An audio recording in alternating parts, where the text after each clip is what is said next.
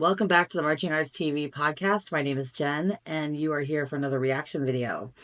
Let's see, we just celebrated our 200th episode, and I'm super excited. I've been doing the podcast with Justin and Kanan for, I don't know, 9 months maybe, and it's just been a really fun place to get to talk about drum corps, and my husband loves it because now I don't have to talk about drum corps to him. So, he is not a marching person. So, I have had just a blast doing it. I'm looking forward to another season 2025 of getting to talk about more drum corps. Yay! So if you watched our 200th episode, we did a little bit of a deep dive about how we got introduced to drum corps and when we marched and what our experience auditioning was like and what we've been doing since then.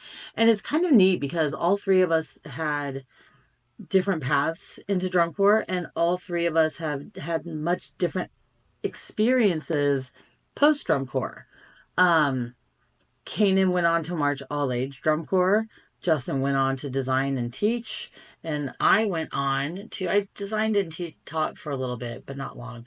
I went on to join the administrative side of things, of the activity. So I love being kind of behind the curtain.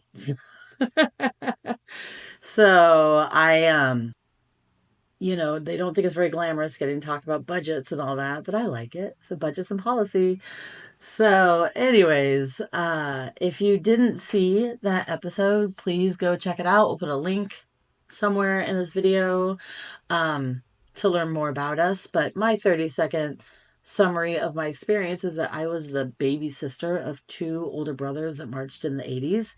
So I was getting carted all up and down California watching them compete with the 84 and 85 freelancers before moving to the Midwest.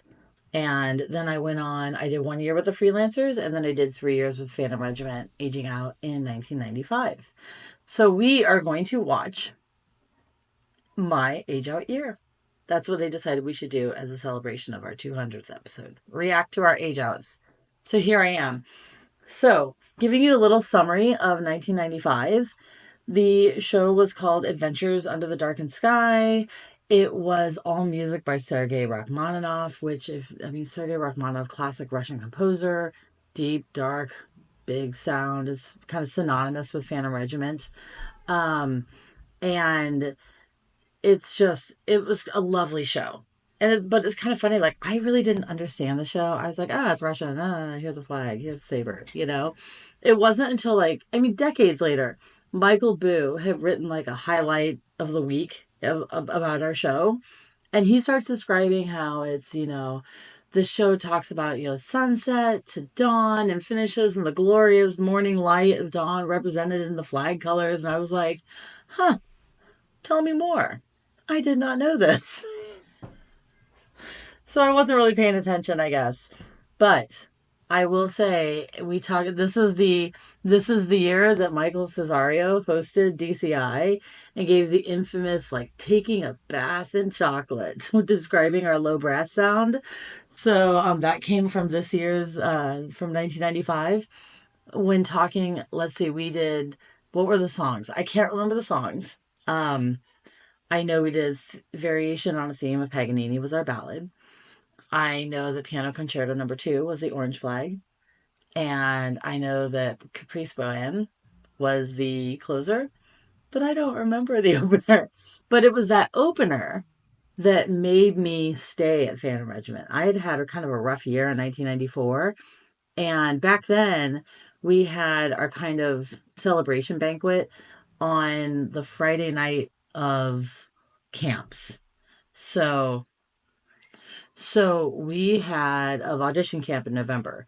So on Friday night, all of the vets were at a banquet, and all of the rookies were doing like drop spins and notes and scales and all that kind of stuff. So we had I had gone up there to basically say goodbye to all of my friends. I had made the decision to jump ship and go try and age out with the cadets. Um, and then I was like, well, instead of driving home on Saturday, I'll just do the camp. I'm there. I might as well do the camp. And I heard the horn line play the opener. And I was just like, I'm staying. This is Phantom Regiment. This is I'm staying. So I decided to stay, and I'm glad I did. Not to mention, the abuse that was going on in the cadets, Whew. But they as far as like they were a hardcore. No, I don't want to get too political. They were a hardcore color guard. They worked their butts off. They had more rules in their color guard than I think a person like me could have abided with. I think I would have struggled there. We'll just put it there. Um, so I'm glad I didn't go. I was a flag my previous years, but this was the year that I got to be a saber, but it was a real struggle to be a saber because I had never spun saber. I'd only spun a rifle in a very generic marching band program. Um, so I didn't have drum corps or winter guard level experience on a weapon. And this was now a weapon I'd never spun before. And I joined the saber line after move-ins because I only took a spot because someone left and went home injured. Um, so I didn't have the technique, I didn't have the base, I didn't have a winter of spinning under my belt, and it showed. I was definitely the weakest link all summer long.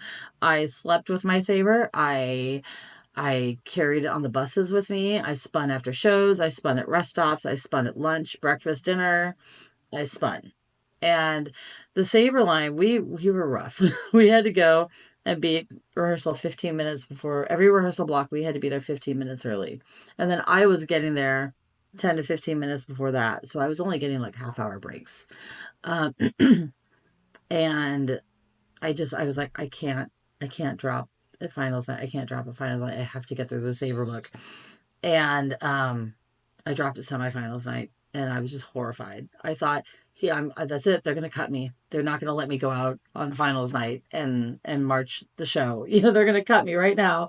My age out year, and I remember my guard instructor. I came off the field just sobbing. I get stupid toss. I drop it all the time, and he was like.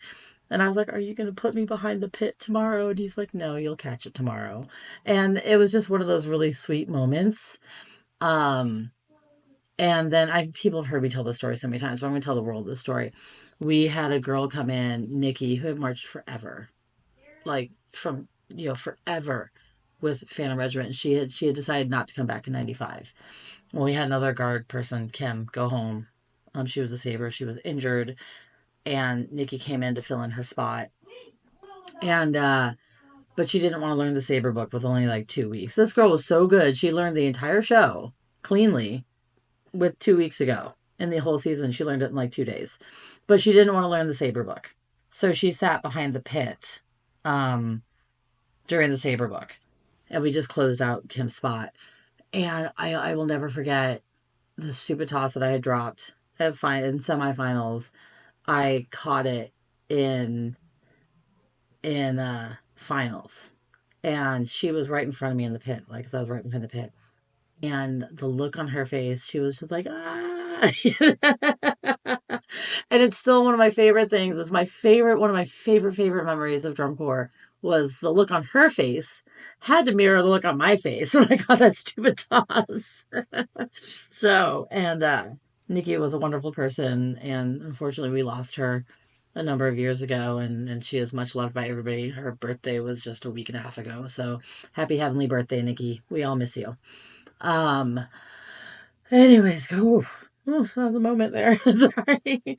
So 95 was one of those years that people kind of forget in between the 93, 94 Tony Hall years and the 96 championship year. But if you watch 95 and 96 back to back, there's a lot of kind of congruity between the two shows. Like they kind of they mesh well together. One leads to the other. So I feel this kind of kindred like love of 96 because I feel like it's this sibling of 95, and vice versa. So yeah, it's just a show that has grown on me the more I watch it. But I also remember it being a show that I worked really hard at all season. I also remember aging out with tendonitis and shin splints because we had to march barefoot all season long and a cold. And, I was ready to be done. I'm proudly ready to be done. I didn't want it to end, but I also wanted to go like take some cough medicine and a long nap, you know? So, yeah, so we're going to go ahead and we're going to watch the 1995 Phantom Regiment Adventures Under a Darkened Sky. Oh, there's Roderick Saunders, an amazing conductor, an amazing human being.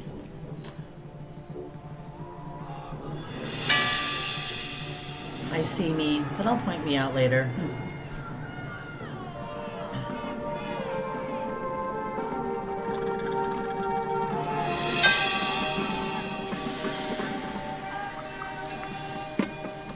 All the yelling before they like dial down the crowd reaction. Oh, those purple uniforms. They were something else, weren't they? I don't know of a single guard member that liked those uniforms. This was the section that made me stay. This right here. I love it.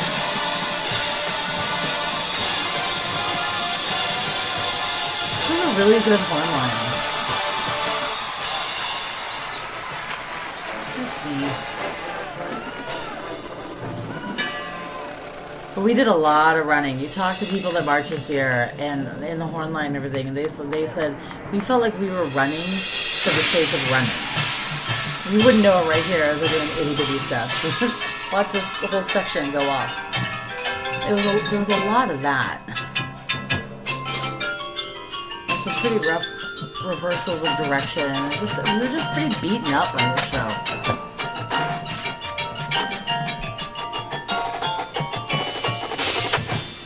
Hi, Byron. The end snare there, closest to us. I've known him since 5th grade, and we are still in contact. We go to finals together. Yeah.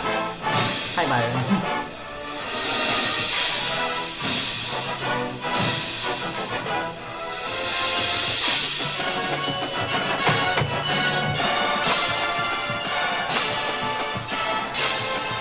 Going behind the pit to throw the infamous toss. And it's done. I can breathe now. I can do anything else in the show, and it's okay.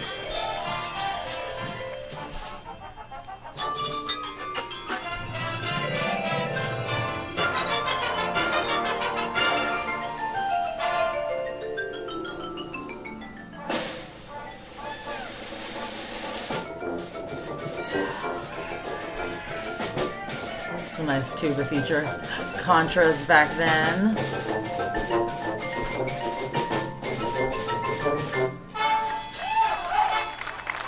Really nice.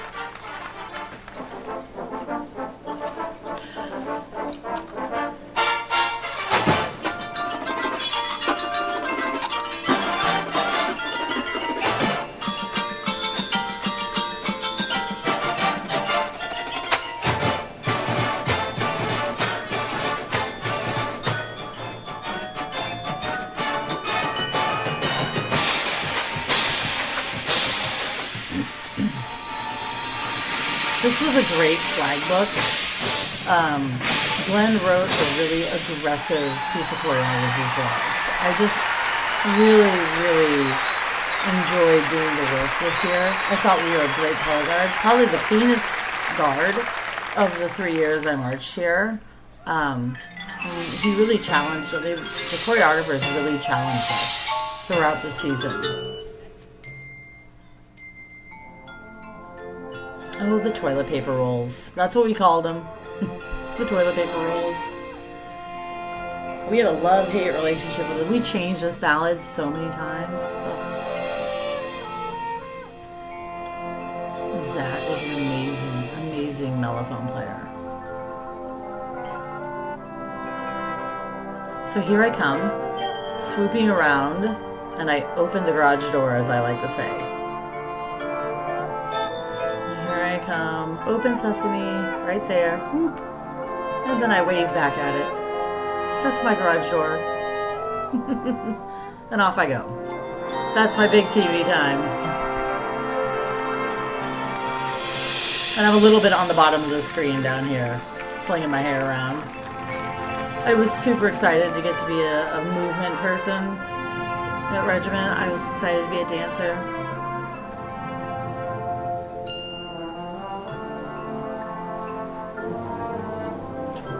Hi, Lori and Christy. Love you, ladies.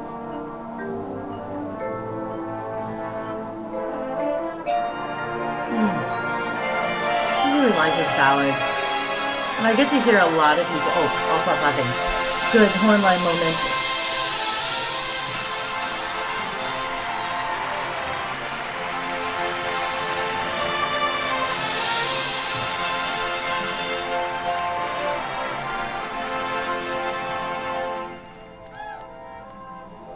Whether Tony will admit it or not, there was a group of us from 95 that saw the ballad this year and just kind of like, oh, you know. Yeah, we had a great run of ballads in 93, 94, 95. DCI had just put up a post of like, what's your favorite ballad? And I was really excited to see all three of those years kind of make the polls.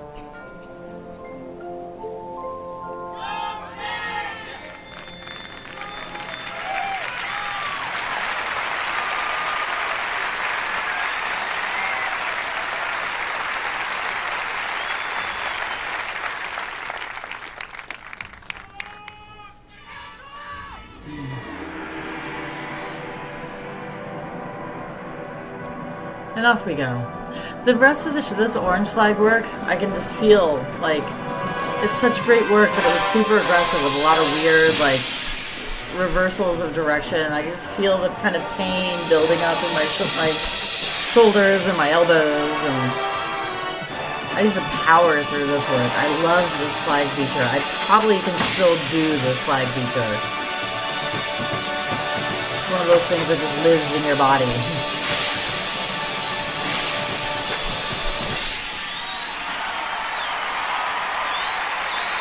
Yeah, I love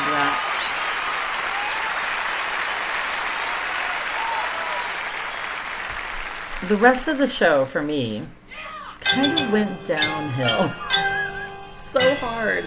And I felt like it was so unnecessarily hard.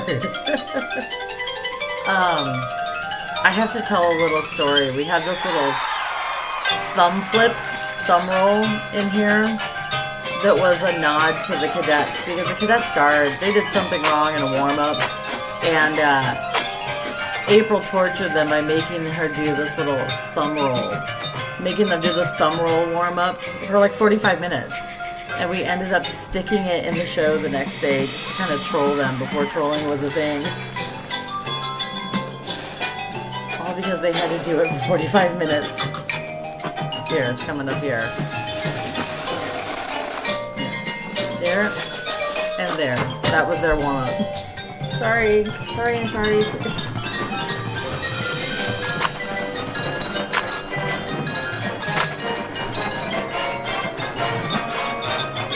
But yeah, I did a lot of running in this back half of the show, including right there.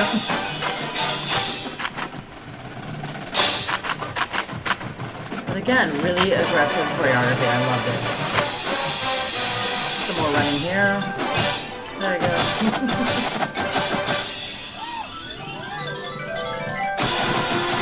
Love this ending work here too.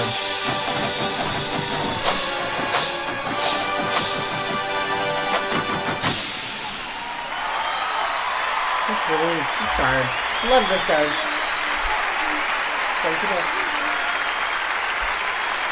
Excuse me. My daughter's breaking in.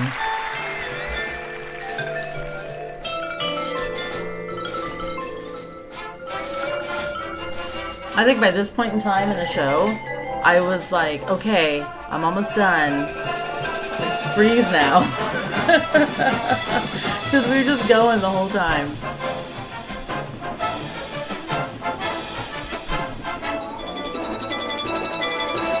And this work was just painful for me by now. Like I said, I had problems with both my wrists. And it was all wrist work, it felt like.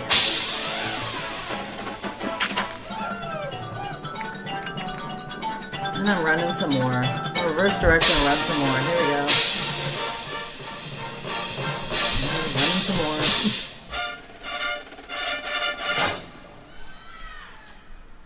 this work, all of this drill, the whole end of the show changed. Listen to all that screaming. Come on, audience. All this work changed so much. The drill, the ending, everything. It was probably 15 endings, I swear.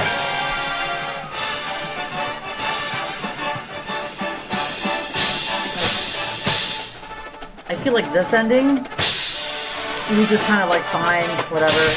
Just go run over there, jump up in the air, strike a pose, call it a day. There we are, striking our poses.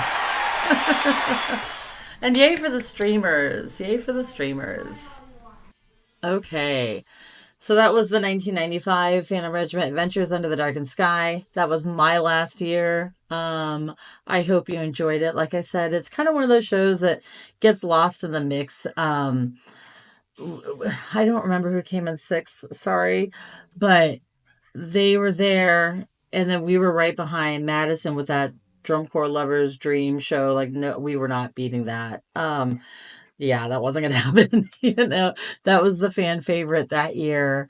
Um, and then in first was, who won that year? Oh, Cavaliers, Planets, and then we had Blue Devils, Carpe Noctem, and then Cadets with their Americana show, and then Madison. Sorry, my kids are yelling in the background.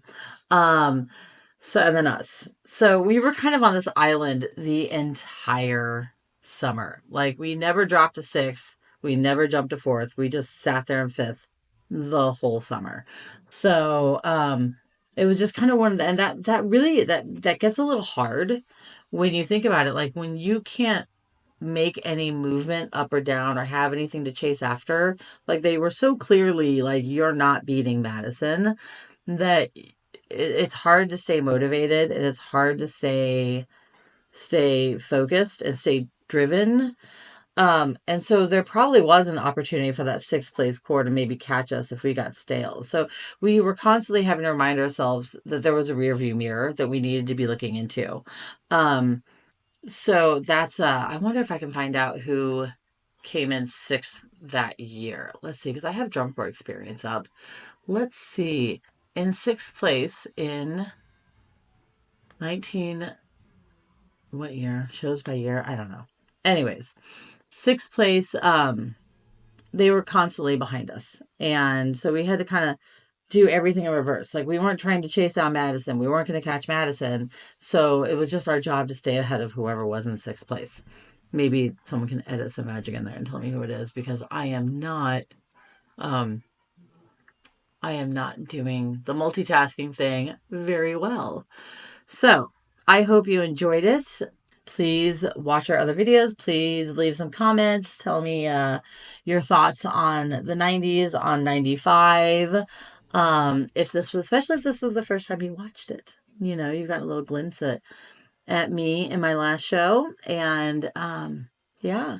So please like and subscribe. Become a member. Help the boys get to finals. I'm lucky that I only have a 4-hour drive to Indianapolis, but they have a much longer trip. So we got to help them get there. So thanks so much for watching, and we will see you the next time we're all together. Bye.